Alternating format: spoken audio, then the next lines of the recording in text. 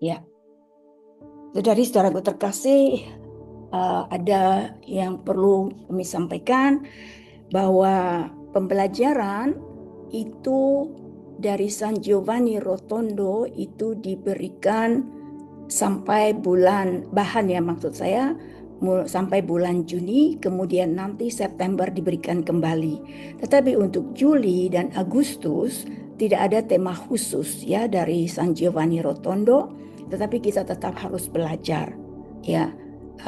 Untuk Agustus juga nanti tidak ada bahan khusus dari sana, tapi kami mau mencoba untuk memanggil imam yang berkaitan dengan Bunda Maria, karena Padre Pio sangat mencintai Bunda Maria.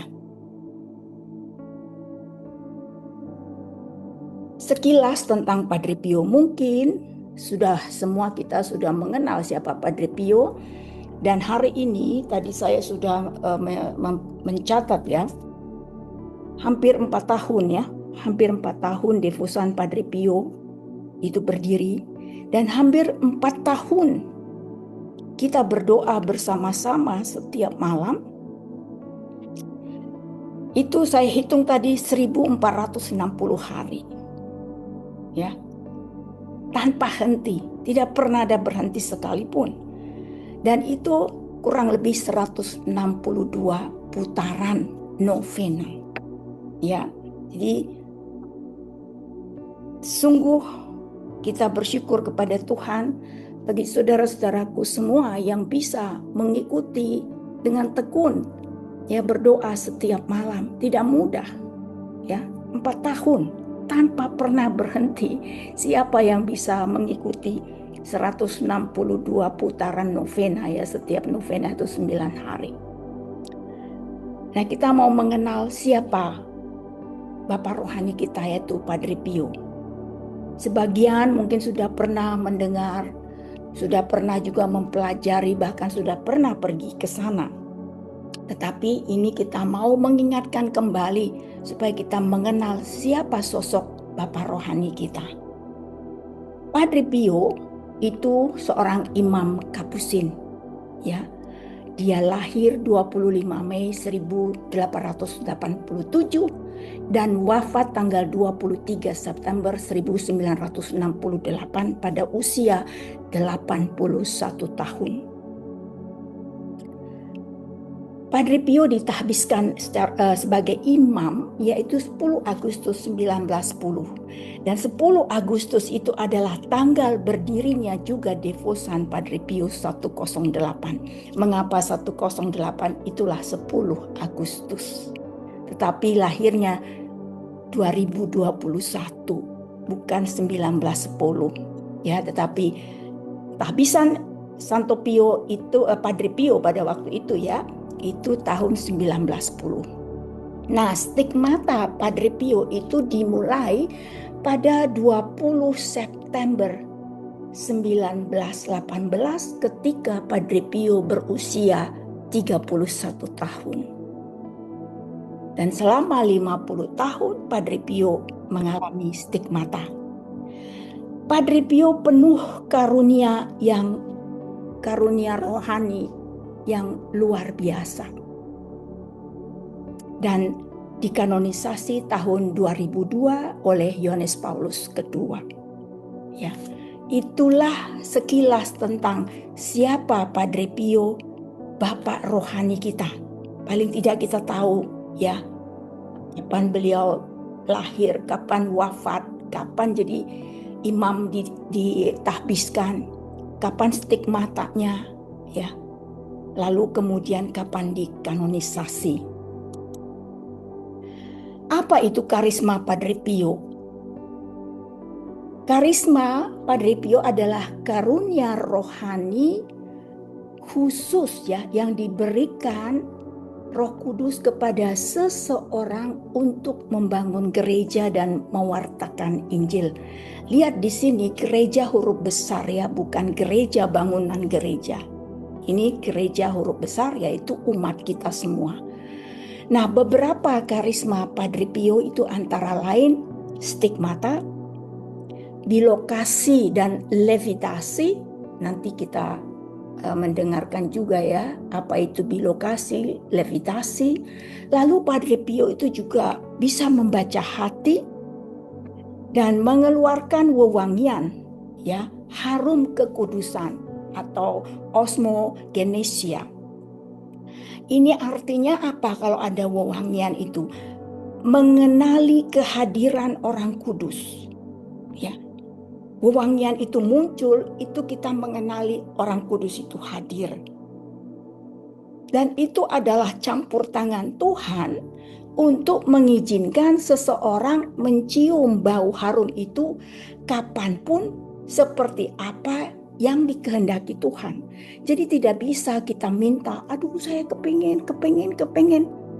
Itu tidak terjadi. Ya, tetapi ketika kita memohon kepada Tuhan dan kita mengharapkan kehadiran Tuhan lewat orang kudus itu, maka Tuhan memberikan kita kesempatan untuk mencium wewangian tersebut. Dan yang lain itu adalah panas tinggi. Nah, ini jarang sekali dibicarakan mengenai panas tinggi. Nah, Padre Pio itu kalau kita 39 saja, 39 derajat Celcius, kita sudah demam panas. Padre Pio itu bisa sampai 45 derajat Celcius. Dan seringkali termometer yang digunakan itu pecah. Karena Padre Pio begitu panas tinggi. Apakah Padre Pio dengan panas tinggi itu kemudian tergeletak di tempat tidur? Atau sakit, tidak berdaya? Tidak, dia seperti biasa. Itulah luar biasa karisma Padre Pio. Tubuhnya 45 derajat Celcius. Para medis bingung bagaimana itu semua bisa. Ya, tidak ada yang bisa menjelaskan secara ilmiah, tetapi Padre Pio mengatakan. Nah, yang pertama tadi stigmata. Stigmata itu adalah luka-luka Kristus. Padre Pio selama 50 tahun menerima stigmata di tangan, di kaki, di lambung, dan ini adalah partisipasi mistik dalam penderitaan Kristus. Luka-luka Kristus dialami oleh Padre Pio. Padre Pio ingin merasakan penderitaan Kristus. Dan pada umur 31, Padre Pio mengalami stigmata penuh. Di awal-awal ya ada di tangan satu. Ya, tetapi lengkap itu pada saat Padre Pio melihat di dalam salib yang tergantung, ya, itu mengeluarkan darah, dan pada saat itu tubuhnya mengeluarkan darah. Dan salib yang berdarah itu sampai sekarang masih ada. Kalau nanti teman-teman ada yang mau berangkat ke San Giovanni Rotondo, bisa melihatnya. Salib itu masih tergantung di sana. Ya, nanti di akhir sesi ini saya akan putarkan sekilas seperti apa suasana di San Giovanni Rotondo. Itu yang pertama, stigmata. Dan Padre Pio dikenal karena stigmatanya. Stigmata itu terus berdarah dan sangat sakit. Ya, sangat sakit. Dan darah itu tidak berbau amis atau anyir, tetapi dia mengeluarkan wewangian. Yang sudah pernah ke sana pasti merasakan suasana di sana itu sering sekali Padre Pio itu muncul dan wewangian itu datang. Nah, apakah harus pergi ke sana baru bisa mendapatkan wewangian itu? Tidak. Beberapa teman-teman, para devosan, itu juga sudah mengalaminya. Itu Sislike dan beberapa yang lain, ya. Dia tidak pergi ke San Giovanni Rotondo, tetapi ada di sini merasakan wewangian itu muncul, ya. Dan kepada siapa diberikan wewangian itu? Kepada Tuhan yang mau memberikan, ya, kehendak Tuhan. Jadi bukan karena aduh saya ingin sekali. Berikutnya, kekuatan dalam doa dan ekaristi.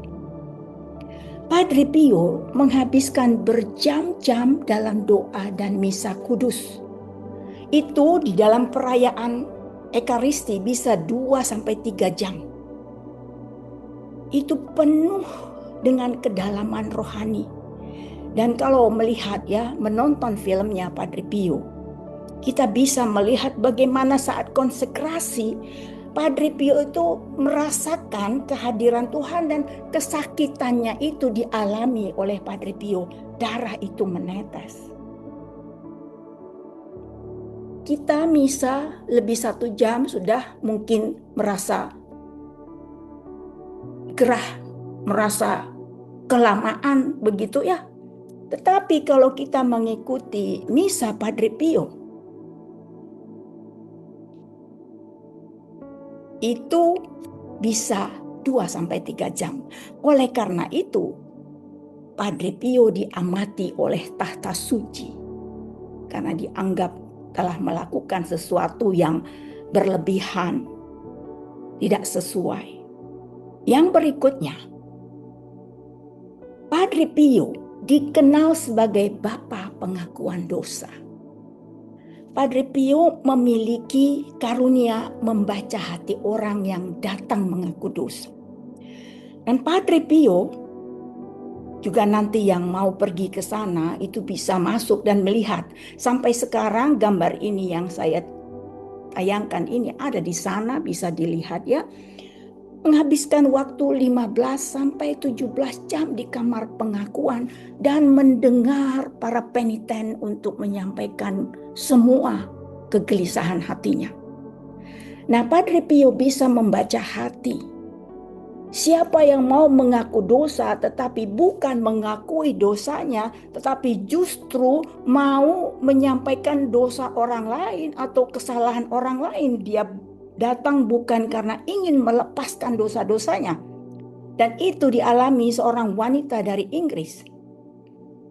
Ya, dia datang, dia menunggu setiap kali masuk kamar pengakuan, Padre Pio menolaknya. Sampai dia menunggu 2 minggu. Akhirnya dia diterima. Lalu perempuan itu mengatakan, "Mengapa aku tidak diterima? Mengapa begitu lama aku menunggu sampai aku bisa mengaku dosa?" Padre Pio mengatakan, "Berapa lama Tuhan Yesus telah menunggu kamu akibat dosa-dosamu? Dosa sakrilegi." Ya, jadi dia dalam keadaan berdosa, dia pergi ke gereja dan juga menerima tubuh Kristus. Itu dosa besar yang dia lakukan. Dan dia punya pria lain, ya. Dan dia pergi ke gereja masih menyambut. Orang yang mempunyai dosa besar, dia harus terlebih dahulu mengakui dosa-dosanya dan mendapatkan absolusi baru bisa menyambut tubuh Kristus. Tetapi wanita ini, dia menyambut dan Padre Pio begitu marah. Setelah 2 minggu, dan perempuan ini betul-betul bertobat, metanoia, dan menghentikan semua perbuatan dosanya. Semua yang datang kepada Padre Pio mengaku dosa, itu pulang menjadi manusia baru, tidak mengulangi lagi dosa-dosanya. Nah, mari kita renungkan dengan kita semua ketika kita mengaku dosa, apakah kita menyampaikan daftar dosa kita sehingga yang kita sampaikan adalah dosa yang begitu banyak dengan daftar, ataukah ada satu dosa yang sangat mengganggu saya dan saya mau mengakuinya di hadapan Tuhan melalui imam untuk saya mendapatkan kelegaan karena mendapatkan absolusi. Mari kita renungkan untuk kita masing-masing. Apakah kita mengaku dosa, dosa yang kita lakukan tidak kita ulangi lagi. Yang datang kepada Padre Pio, semua yang datang mereka bertobat, tidak mengulanginya lagi. Karisma berikutnya adalah bilokasi dan levitasi. Apa itu bilokasi? Bilokasi itu adalah Padre Pio itu berada di dua tempat saat bersamaan. Dan banyak kesaksian bahwa Padre Pio terlihat membantu orang di tempat sementara secara fisik itu masih di biara. Di sini saya ambilkan satu contoh memberkati ya seorang pilot itu pesawat pembom saat Perang Dunia Kedua itu mereka itu diserang ya pada saat itu dan pilot itu bisa selamat dan pada waktu itu dia memasang parachute-nya dan dia pikir dia pasti mati. Tetapi dia merasa bahwa dia ditolong dan dia selamat. Dan dia kemudian kembali ke markasnya dan semua bingung bagaimana dia bisa hidup. Padre Pio menolong dia. Apa yang terjadi? Karena ibu pilot ini selalu berdoa untuk kepada Padre Pio untuk putranya supaya selalu dilindungi. Dan pada waktu itu pilot ini tidak mengenal siapa Padre Pio. Tapi kemudian dia pulang ke rumah dan dia melihat di rumah ada foto Padre Pio. Dan dia mengingat kembali siapa yang memeluk dia dan membawa dia menyelamatkan dia pada waktu pesawat itu dibom. Itu bilokasi.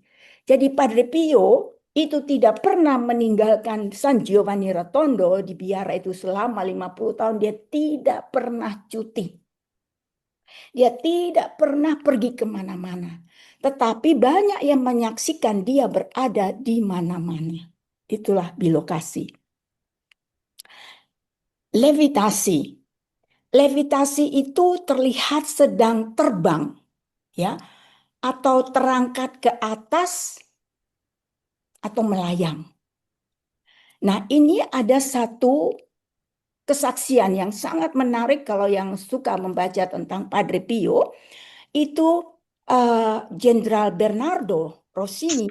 Ya, dia itu adalah pada waktu itu mereka mau menyerang ya. Pesawat itu membawa bom yang hendak dijatuhkan ke gudang perlengkapan perang tentara Jerman. Posisinya itu persis dekat biara Padre Pio. Tetapi pilot melihat seolah-olah pesawat itu dialihkan kemana, terbang begitu, dan bom itu jatuh di lapangan, bukan di tempat yang dimaksudkan. Dan pada waktu itu ada yang melihat, ya, ada yang melihat yang terbang, dan pesawat itu dialihkan.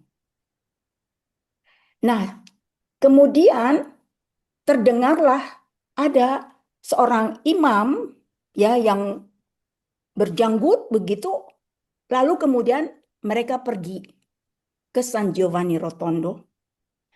Jenderal ini beragama Protestan. Nah, pada waktu mereka mau bertemu dengan Padre Pio mengatakan, kamu yang mau menjatuhkan bom itu. Jenderal ini kaget. Ya, betapa Padre Pio tahu dan mengenalinya. Lalu jenderal itu menjadi sahabat Padre Pio dan akhirnya menjadi seorang Katolik. Ya. Jadi kalau kita lihat di sini ya, banyak orang yang berdosa, banyak orang yang bersalah, tetapi rahmat belas kasih Allah yang juga ditunjukkan oleh Padre Pio, dia bukan marah tetapi merangkulnya. Nah, apa yang kita bisa belajar dari karisma Padre Pio ini? Apakah kalau ada orang yang bersalah kepada kita, kalau perlu kita singkirkan sejauh-jauhnya, ataukah kita mengampuninya dan kita merangkulnya, sehingga dia betul-betul merasakan dan melihat bahwa kita adalah citra Allah. Itu yang kita belajar dari Bapak rohani kita. Berikutnya, melawan setan. Padre Pio mengalami banyak serangan spiritual dari iblis. Sebagai imam yang melawan neraka. Jadi iblis sangat tidak suka kepada Padre Pio. Beberapa kali ya di koridor itu ya, sepertinya Padre Pio itu selalu diserang, di kamarnya juga diserang, ya. Nanti yang mau pergi ya ke San Giovanni Rotondo, nanti lihat gang itu di mana serangan iblis itu ada. Ya bisa dilihat, ya masih ada sampai sekarang. Dan Padre Pio beberapa kali mendapatkan serangan itu, tetapi tidak pernah kalah. Karena Padre Pio sangat dekat juga dengan Santo Mikael. Ya. Lalu yang berikutnya, kesabaran dalam penderitaan. Padre Pio mengalami banyak fitnah dan penderitaan. Namun dia tetap rendah hati. Bagaimana dengan kita? Kalau kita difitnah, apakah kita membalas atau kita mendoakan orang yang menyakiti kita? Tahun 1920, itu tahun di mana Padre Pio tidak diizinkan melaksanakan perayaan Ekaristi dan diekskomunikasi, dikucilkan atau dipisahkan dari persekutuan dengan gereja, khususnya sakramen-sakramen. Dan Padre Pio mengalaminya 8 tahun. Tidak bisa merayakan Ekaristi, memberikan sakramen rekonsiliasi, membalas surat-surat, bertemu dengan para umat yang datang kepada Padre Pio. Apakah Padre Pio melawan atasannya? Tidak. Padre Pio tetap taat sampai kemudian tahta suci melihat apa yang disampaikan itu tentang Padre Pio tidak benar. Dan kemudian Padre Pio diizinkan kembali untuk merayakan perayaan Ekaristi dan sakramen-sakramen lainnya. Berikutnya, Padre Pio itu memiliki kasih terhadap orang sakit. Padre Pio mendirikan rumah sakit Casa Sollievo della Sofferenza sebagai pelayanan kasih. Dan itu didirikan pada tahun 1956. Dan pada saat itu juga Padre Pio meresmikan kelompok doa yang dibentuknya dan kemudian menyebar ke seluruh dunia dan kita salah satunya. Ini gambaran daripada rumah sakit terbesar yang terbaik di Eropa. Siapa yang dilayani? Bukan orang-orang kelas atas, tetapi orang-orang yang terpinggirkan. Luar biasa Padre Pio, ya. Dan rumah sakit itu bukan saja menangani orang yang sakit fisik, karena Padre Pio meminta kepada para dokternya untuk juga memberikan kasih kepada para pasien. Tidak saja dengan obat-obatan, tetapi bagaimana menyentuh pasien dengan kasih dan berdialog. Kutipan Padre Pio yang terkenal ya, pray, hope, and don't worry. Berdoa, berharap, dan jangan khawatir. Kita mungkin berdoa terus ya, kita berharap, tetapi kita khawatir, kita tidak percaya bahwa doa kita pasti dijawab. Padre Pio mengajarkan kita berdoa, berharap, dan jangan khawatir. Serahkan kepada Tuhan. Kutipan lainnya, Tuhan tidak pernah lelah mengampuni. Kitalah yang lelah meminta ampun.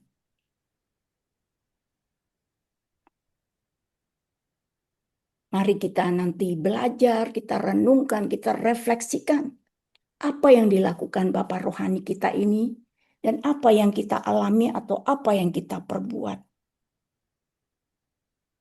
Kutipan lainnya, jika orang-orang tahu nilai misa kudus, mereka akan menangis karena tidak bisa ikut setiap hari.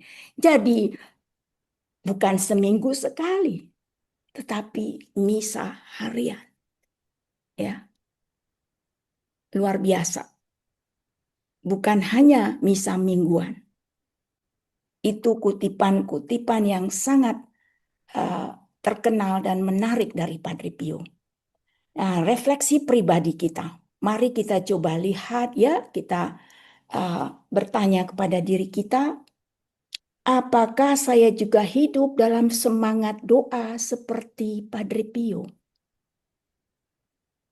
Apakah saya menerima penderitaan sebagai kesempatan untuk bersatu dengan Kristus?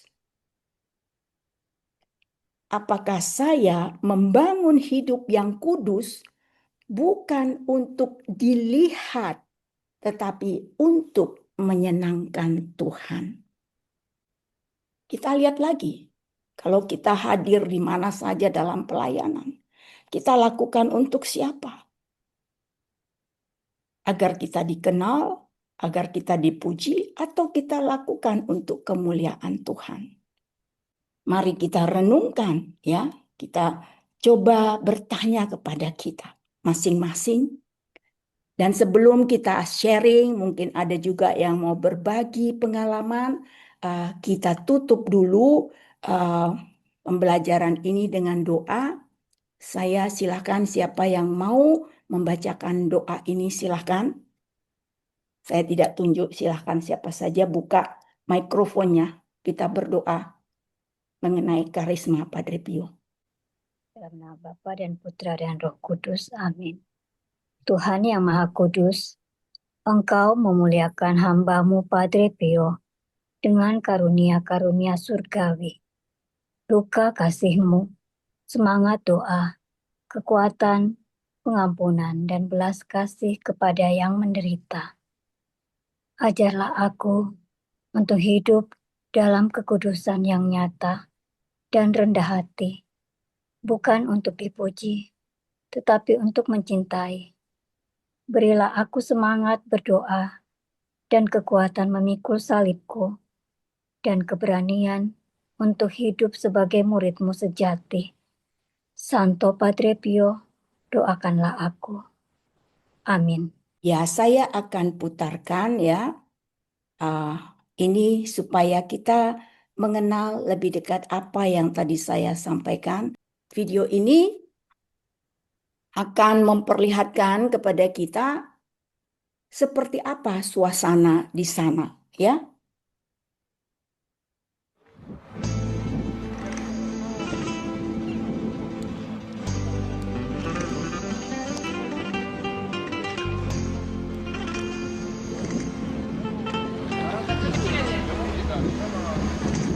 Ini gereja lama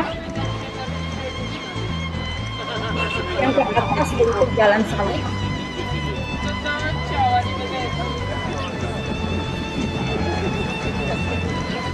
Ini rumah sakitnya ya.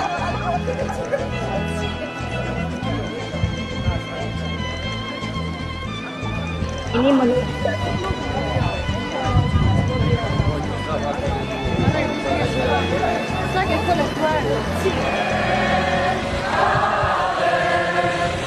peziarahnya.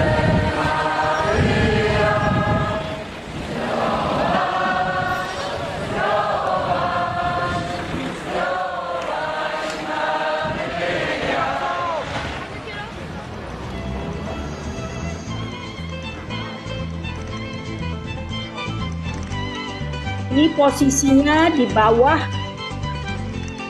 Casa Sollievo, ini pasar ya, juga terminal.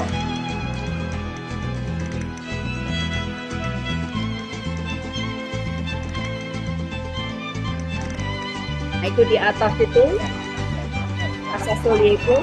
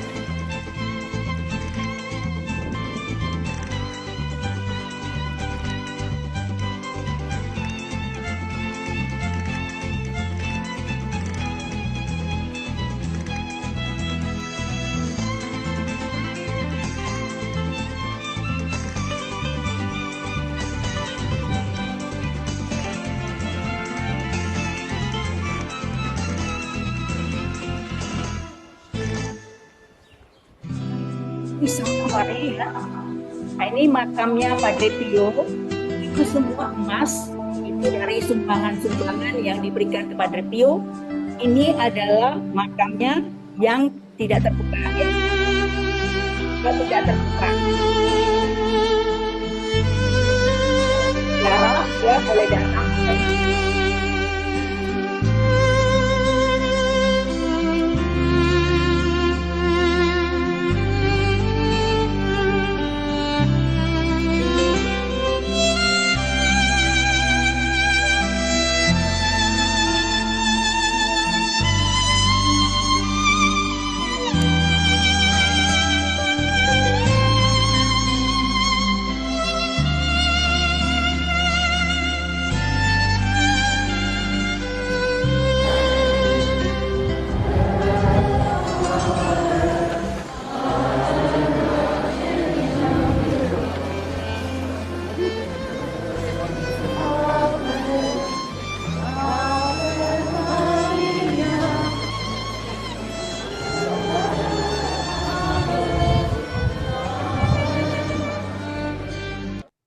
Itulah